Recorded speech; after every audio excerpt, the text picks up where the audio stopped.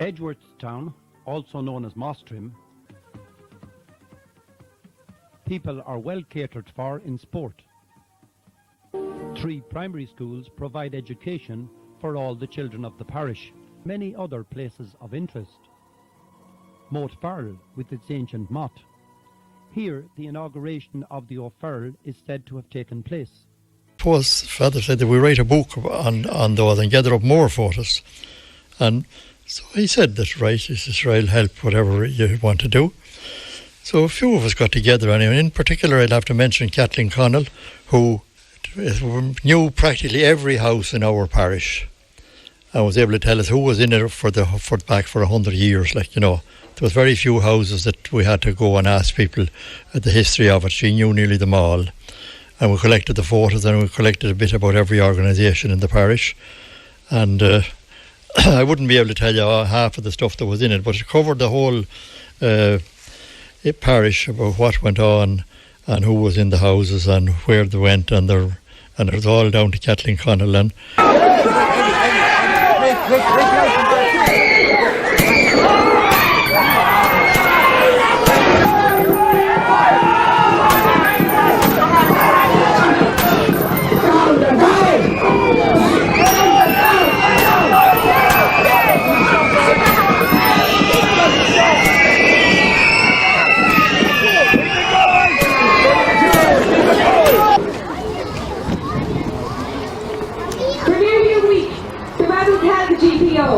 fighting here and in other parts of the city. It was intense for the civilians, bearing the greatest hardship. With the building on fire and crumbling down, they tried to break through the surrounding army cordon but failed. Pierce realised the futility of further fighting and took the decision to surrender. To the bold young man, 'tis 50 long years since I saw the moon beaming on strong Malifaux. Logan, isn't it dangerous for you here? In Sherwood I'm as free as the wind, and no one will leave a hand on me in Nottingham either. So what's to worry? But if the sheriff should come, or Prince John? I fear no one, Mary.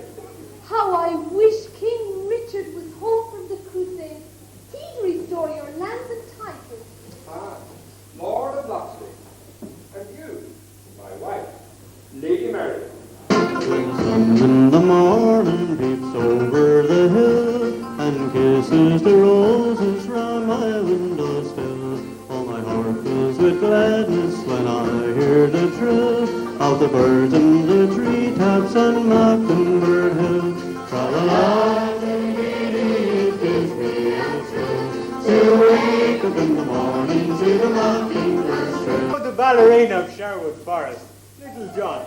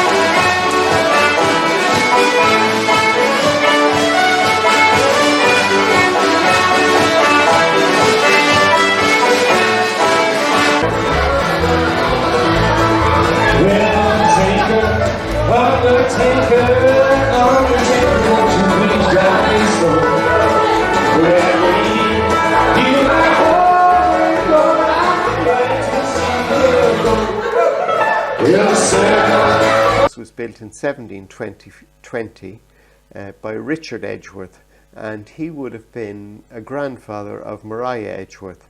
And that's the house that we know today, and the wall gardens are still there. It remained in the Edgeworth family until 1935, when it was bought at auction by Bernard Noonan, and he donated 50 acres of land plus the house to the Sisters of Mercy, who established a school there, a secondary school, and a maternity hospital. Tear it down brick by brick, but maybe leave it habitable for the pigs.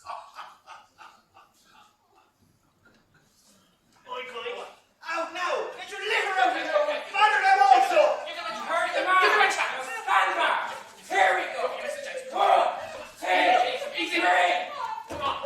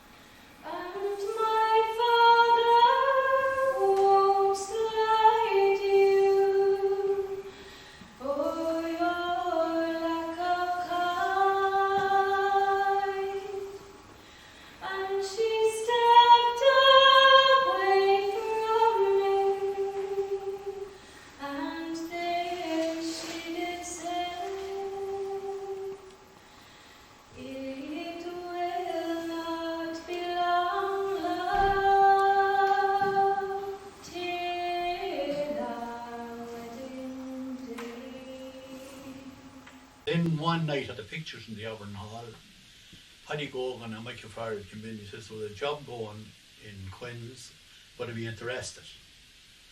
So a few minutes, we'd chat for a few minutes, and then I said, "Sir, I'd give it a week's trial anyway," but it turned out it was 44 years after that. I started working Quins, then I was working at the mill. They used to bruise oats and cut up oats. I used to work that part of it.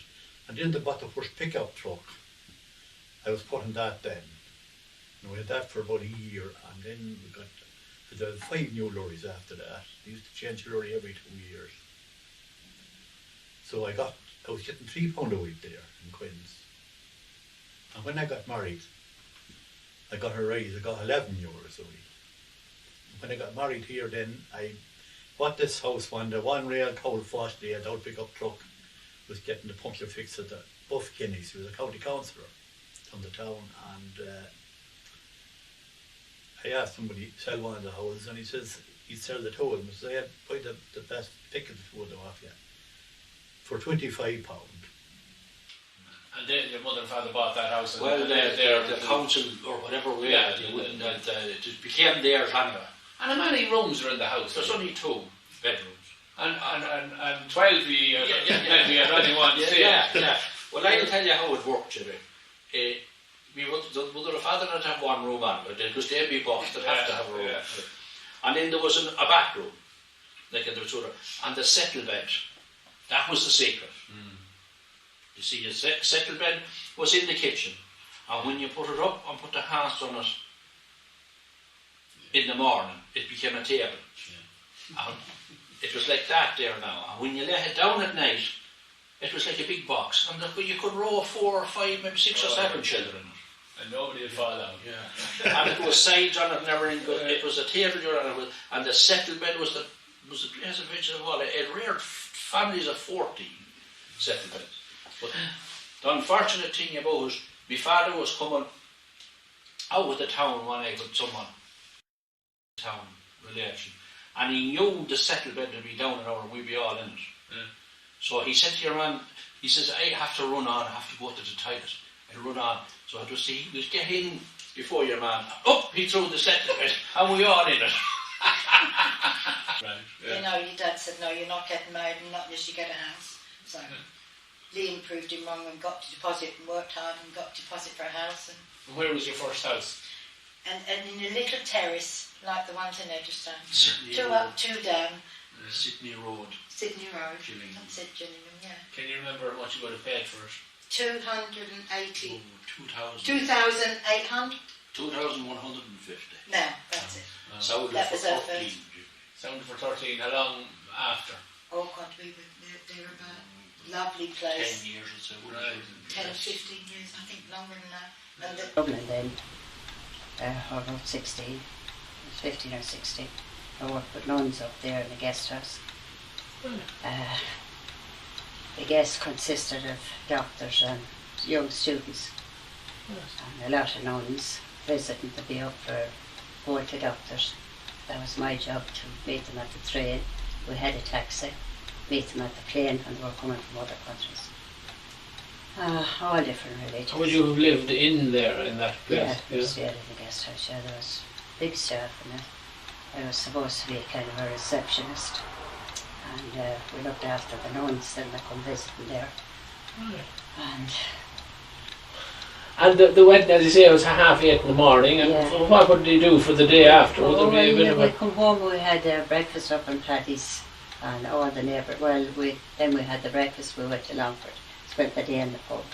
Yes, celebrating. Yeah, and we come home, not the whole day, about 5 o'clock or so.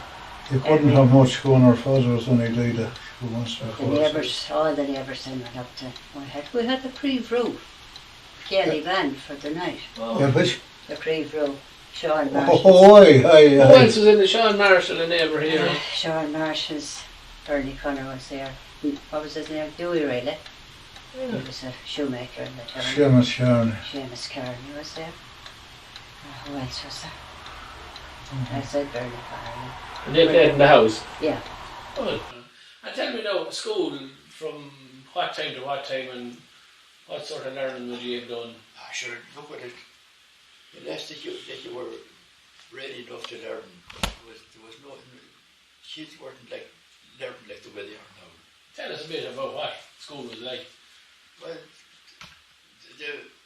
we were kept in with Mrs. Quinn. She teach the infants until we went into third class.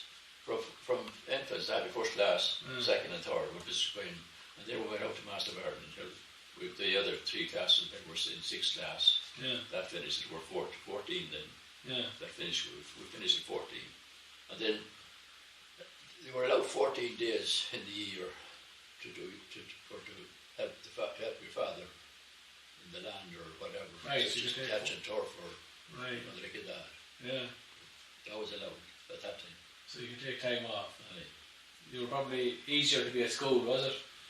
Oh, I know we also used to be glad to get the time off.